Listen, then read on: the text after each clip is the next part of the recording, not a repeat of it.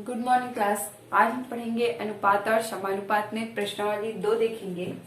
प्रश्नावली 2 में आपका पहला प्रश्न दिया गया है कि किसी क्रिकेट मैच में 3 खिलाड़ियों ए बी सी के रनों की संख्या का अनुपात ए अनुपात बी इक्वल टू बी अनुपात सी इक्वल टू 1:2 के अनुपात में है। यदि तीनों खिलाड़ियों के कुल रनों की संख्या 364 हो तो प्रत्येक खिलाड़ियों के रनों की संख्या आपको ज्ञात करनी है। ठीक है, आपके पास दिया गया है 3 खिलाड़ी दिए गए हैं।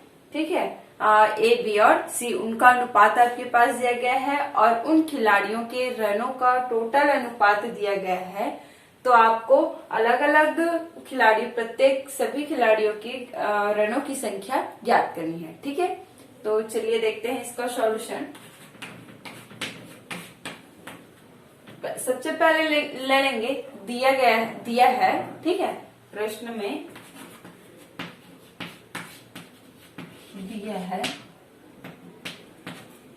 क्या क्या दिया है? 3 खिलाड़ियों ए बी सी के रनों की संख्या का अनुपात।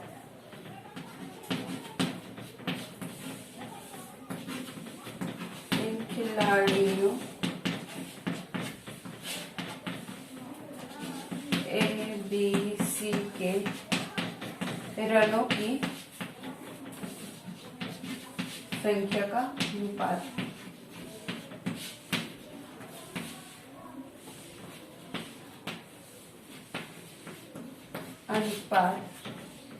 क्या क्या दिया है? ए अनुपात बी बराबर बी अनुपात सी बराबर 1:2। ठीक है, इसको हम लिख सकते हैं, देखेंगे अनुपात को A/B बराबर B/C बराबर 1/2। ठीक है, इतना लिख सकते हैं। अब यदि हम इसको सॉल्व करें, ठीक है, तो इसको क्या लिख सकते हैं? A/B बराबर 1/2 लिख सकते हैं, है ना।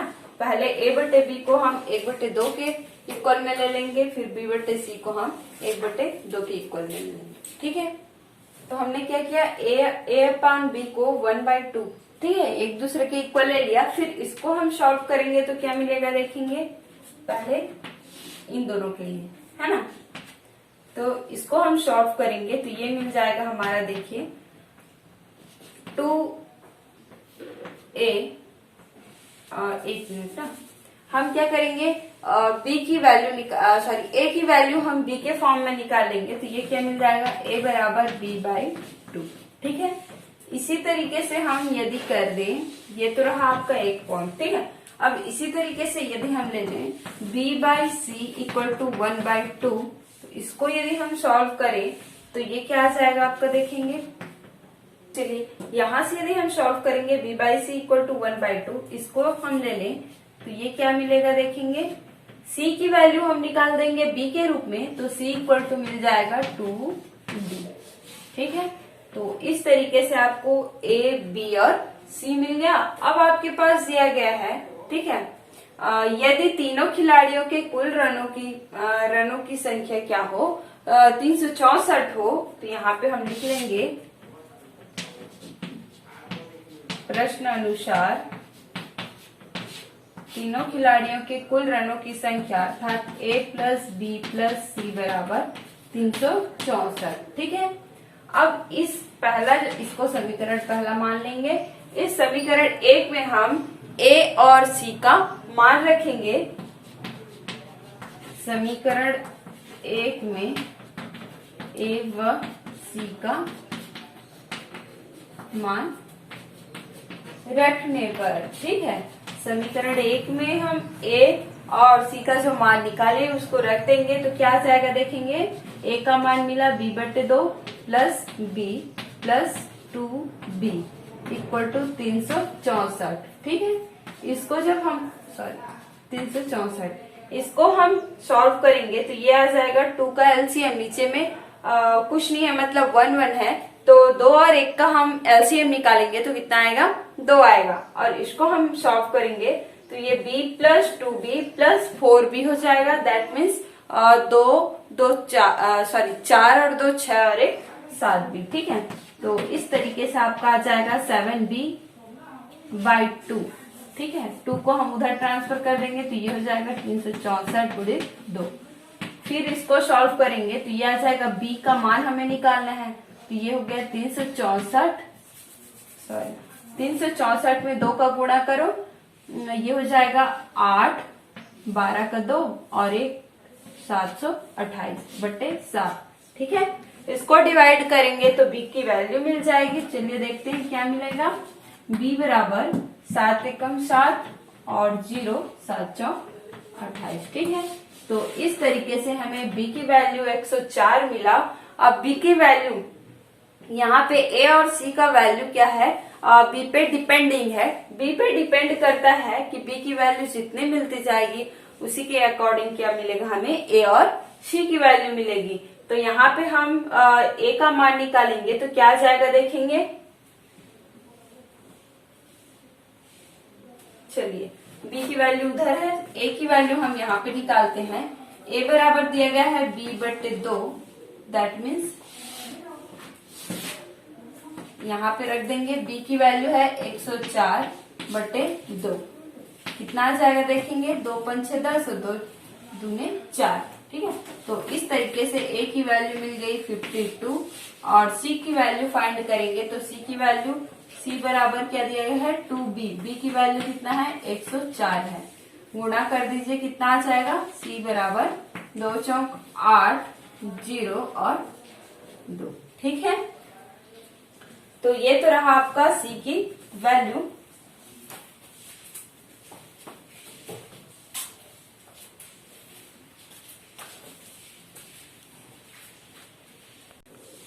चलिए देखेंगे, ये तो रहा आपका c की वैल्यू 208। तो इस तरीके से हमें b की वैल्यू मिला 104, a की वैल्यू मिला 52 और c की वैल्यू 208। तो आपको बोला गया था कि कुल रनों की संख्या, हाँ, प्रत्येक खिलाड़ियों के रनों की संख्या ज्ञात कीजिए। तो हमारे पास जो खिलाड़ी थे a, b और c, तो उनके रनों की संख्या क्या क्या है, 52, 104 और 208। ठीक है, तो ये आपका आंसर हो गया। लिख लेंगे यहाँ पे आंसर में 52, 104 और 208, ये हो गया आपका आंसर। ठीक है, बन जाएगा। क्वेश्चन समझ में आ गया। अब चलते हैं नेक्स्ट क्वेश्चन पे। चलिए देखते हैं दूसरा प्रश्न। आपके पास दिया गया है कि 3 कर्मचारियों ए, बी और सी के वेतन का अनुपात 2:3:5 है। यदि उनके वेतन में क्रमशः 15%, 10% और 20% की वृद्धि कर दी जाती है, तब उनके वेतन का अनुपात क्या होगा, पूछा गया है। ठीक है, जब इतने % की हम बढ़त कर दें, वृद्धि कर दें, तब उनका वेतन कितना होगा बताना है। तो चलिए सॉल्व करते हैं। सबसे पहले हम लिख लेते हैं जो हमारे पास 3 कर्मचारी हैं ए, बी और सी, उनके वेतनों का अनुपात कितना दिया गया है, 2:3:5। तो उसको हम मान लेते हैं, माना कि कर्मचारियों के वेतन, ठीक है, क्रमशः ये है, मान लेते हैं ए अनुपात बी अनुपात सी। ठीक है, इसको हम लिख लेते हैं, मान लो 200:300:500। ठीक है, मान के चलते हैं, माना कि कर्मचारियों के वेतन क्रमशः 200, 300 और 500 है। यदि उनके वेतन में क्रमशः 15%, 10%, 20% की वृद्धि कर दी जाए, कहने का मतलब क्या है, ए जो कर्मचारी हैं उनके वेतन में 15% की वृद्धि कर दें और बी जो कर्मचारी हैं उनके वेतन में कितना 10% की वृद्धि कर दें और सी जो कर्मचारी हैं उनके वेतन में 20% की वृद्धि कर दें, तब उन कर्मचारियों के वेतनों का अनुपात कितना होगा बताना है। ठीक है, तो चलिए देखते हैं। सबसे पहले हमारे पास मिल गया ए कर्मचारी का वेतन कितना मिल गया 200, बी कर्मचारी का 300 और सी का 500। ठीक है, अब बोला गया है कि 15% की वृद्धि कर दें। ठीक है, ए जो कर्मचारी है उनके वेतन में 15% की वृद्धि कर दें, तो सबसे पहले हमें जो 200 दिया गया है उसका 15% निकालना पड़ेगा। ठीक है, तो लिखते हैं अब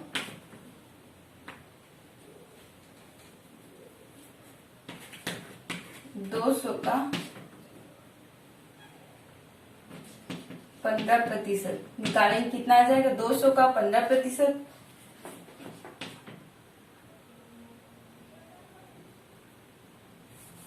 चलिए देखेंगे। 200 किसका है? 200 वेतन किसका है? एक कर्मचारी का। ठीक है, यहाँ पे लिख लेंगे एक कर्मचारी का। ठीक है, 200 का 15% निकालेंगे, कितना आ जाएगा? 200 गुणित 15/100। ठीक है, ये तो कैंसिल हो जाएंगे और ये आ जाएगा आपका 30। ठीक है, अब निकालेंगे 300 का कितना प्रतिशत? बीच वाला 10% बोला है, 10%। ठीक है, 300 का तो ये हो जाएगा 300 गुना 10/100। ठीक है, ये कैंसिल हो जाएगा, आपको कितना आ जाएगा? हाँ, ये दोनों कैंसिल हो जाएंगे, आपके पास आ जाएगा 30। ठीक है, और इसी तरीके से आपके पास दिया गया है 500 का कितना प्रतिशत? 20%। ठीक है, तो 500 का हम 20% निकालेंगे तो कितना आ जाएगा?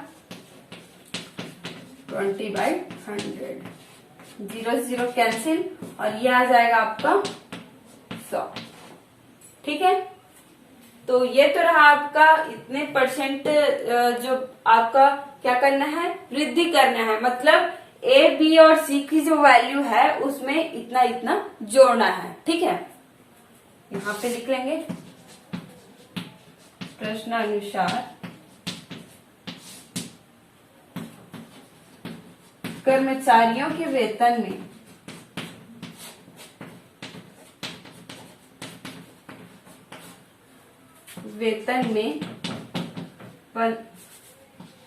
क्रमशः 15%, 10% व 20% की वृद्धि कर दे, तब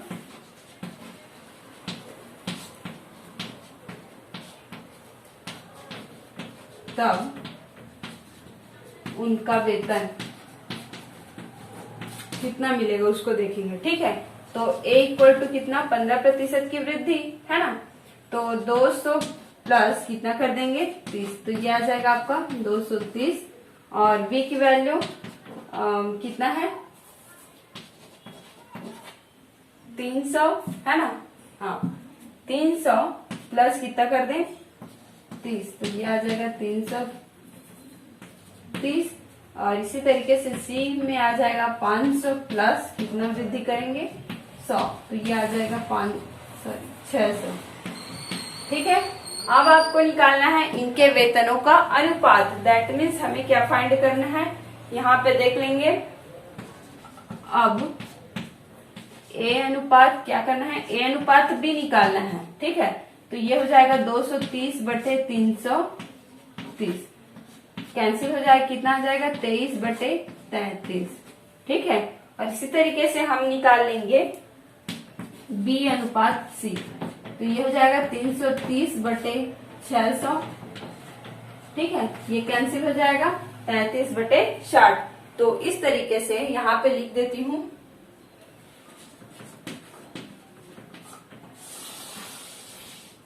अतः ठीक है, अतः आपका क्या आ जाएगा? ए अनुपात बी अनुपात सी बराबर कितना वैल्यू मिल गया? देखेंगे 23, 33 और 60। तो ए अनुपात बी अनुपात सी का मान 23:33:60, ये आपका आंसर है। ठीक है, तीनों कर्मचारियों के वेतनों का अनुपात 23, 33 और 60 है। ठीक है, तो ये तो रहा आपका दूसरा प्रश्न। अब देखते हैं इसी टाइप का अगला क्वेश्चन। चलिए देखते हैं तीसरा प्रश्न। बोला गया है कि किसी व्यवसाय में 3 व्यक्ति ए, बी व सी को 70,000 रुपए का मुनाफा मिलता है, तब उन्हें इस मुनाफे को ए अनुपात बी इक्वल टू 4:2 और बी अनुपात सी इक्वल टू 10:5 में बांटता है, बताइए कि प्रत्येक को कितने रुपये मिले और ए को सी का कितना गुना रुपया मिलेगा। ठीक है, तो जैसा कि हमने पहला प्रश्न पढ़ा, पहला क्वेश्चन सॉल्व किया, सेम वैसे ही इसको भी बनाना है। चलिए देखते हैं इस क्वेश्चन का सॉल्यूशन। ठीक है, बोला गया 3 व्यक्ति एबीसी को 70,000 रुपए का मुनाफा मिलता है। तो ले लेते हैं, दिया है आपके बुक में। ठीक है, क्वेश्चन में ए प्लस बी प्लस सी। ठीक है, टोटल को कितने हजार का मुनाफा मिलता है? 70,000 रुपये का मुनाफा मिलता है। इसको ले लेंगे फर्स्ट इक्वेशन। अब बोला गया है इस मुनाफे को ए अनुपात बी बराबर 4:2। अब ए अनुपात बी बराबर 4:2। ठीक है, इसको हम सॉल्व करेंगे तो ये हमारा मिल जाएगा ए बटे बी बराबर, चलिए इधर बना लेंगे, ए बटे बी बराबर 2/1 बन जाएगा। अब यहाँ से हम b की वैल्यू निकाल लेंगे, तो b की वैल्यू निकालेंगे तो क्या आ जाएगा? a बटे 2 बराबर b। ठीक है, ये हमें मिल गया b की वैल्यू। और नेक्स्ट निकालेंगे, आपके पास दिया गया b बटे c बराबर दिया गया है 10/5। ठीक है, इसको हम सॉल्व करेंगे तो b बटे c बराबर आ जाएगा 2/1। फिर इसको सॉल्व करेंगे हम, यहाँ से c की वैल्यू यहाँ से हम क्या करेंगे? सी की वैल्यू निकालेंगे। यहाँ से हम सी की वैल्यू निकालेंगे तो बी इधर पक्षांतर, 2 इधर पक्षांतर होगा तो b बटे 2 बराबर सी। अब ठीक है, तो ये हमें ए की वैल्यू बी के रूप में मिल गया और सी की वैल्यू भी बी के रूप में मिल गया। अब ये जो हमने ए और सी का वैल्यू निकाला उसको समीकरण 1 में रख देंगे। समीकरण 1 में ए व सी का मान रखने पर, ठीक है, ए व सी का मान रखने पर देखेंगे क्या है। ए की वैल्यू 2b है तो 2b plus b/2 equal to है 70,000। इसको आगे सॉल्व करेंगे तो ये कितना आ जाएगा? अभी हमने हल किया था 7b/2 इक्वल टू 70,000। ठीक है, इसको और आगे सॉल्व करेंगे तो ये आ जाएगा 7b इक्वल टू 2 का इसमें गुणा तो ये हो जाएगा 2 सत्ते 14 और जितना जीरो है इसको डाल देंगे। ठीक है, तो ये आ गया आपका। अब हमें b की वैल्यू निकालना है चूंकि, तो हम क्या करेंगे 7 को भी ट्रांसफर कर देंगे। तो यहाँ पे इंटू में है, इधर आके क्या हो जाएगा? डिवाइड में हो जाएगा बाई 7। तो ये आ जाएगा आपका, देखेंगे 2 सत्ते 14 मतलब 7 दूने 14 तो 2 0 0 0। ठीक है, समझ में आ गया। तो इस तरीके से हमें b की वैल्यू मिल गई, b इक्वल टू 20,000। अब b की वैल्यू तो मिल गई, अब हमें क्या निकालना है? c की वैल्यू निकालना है। तो c की वैल्यू निकालेंगे और b की वैल्यू मिल गई, a और c की वैल्यू भी निकाल लेंगे। तो यहाँ से हम a की वैल्यू निकालेंगे तो क्या आ जाएगा? b का दुगुना। तो b का दुगुना मतलब a की वैल्यू हो जाएगी, यहाँ पे लिख देती हूँ, a बराबर b का दुगुना मतलब 2 दूने 4, 40,000 हो गया। और c की वैल्यू निकाल लेंगे तो c की वैल्यू क्या है? b का आधा। तो b का आधा मतलब 20 का आधा कितना आ जाएगा? 10,000। ठीक है, तो c बराबर हो जाएगा 10,000। समझ में आ गया। b की वैल्यू 20,000, a की वैल्यू 40,000 और c की वैल्यू 10,000। और आपको पूछा गया है कि a को c का कितना गुना रुपया मिलेगा। तो a को c का कितना गुना मिल रहा है देखेंगे, यहाँ पे c में कितने का गुणा करेंगे तो 40,000 आएगा, तो 4 गुना। ठीक है, a को c का 4 गुना रुपया मिलेगा। तो यहाँ पे लिख लेंगे, ये आपका आंसर हो जाएगा। अतः a को c का, चलिए यहाँ पे दिखाई नहीं दे रहा होगा तो इधर लिख लेंगे, अतः a को c का 4 गुना रुपया मिलेगा। ठीक है, ये आपका आंसर है, लिख लेंगे आंसर। ठीक है, 4 गुना रुपया मिलेगा। अब ये तो रहा आपका तीसरा प्रश्न का सॉल्यूशन। अब इसमें आपका चौथा प्रश्न दिया गया है, जो आप पहले जो क्वेश्चन बनाए थे उसी के आधार पर बनाएंगे, और पांचवा जो क्वेश्चन दिया गया है उसको भी आप ट्राई करके देखेंगे। ठीक है, वो भी उसी के जैसा बनेगा। आपका एग्जाम्पल दिया गया है, देख लेंगे एग्जाम्पल के आधार पे, और नहीं बनता है तो फिर पूछेंगे। तो आज के लिए बस इतना ही।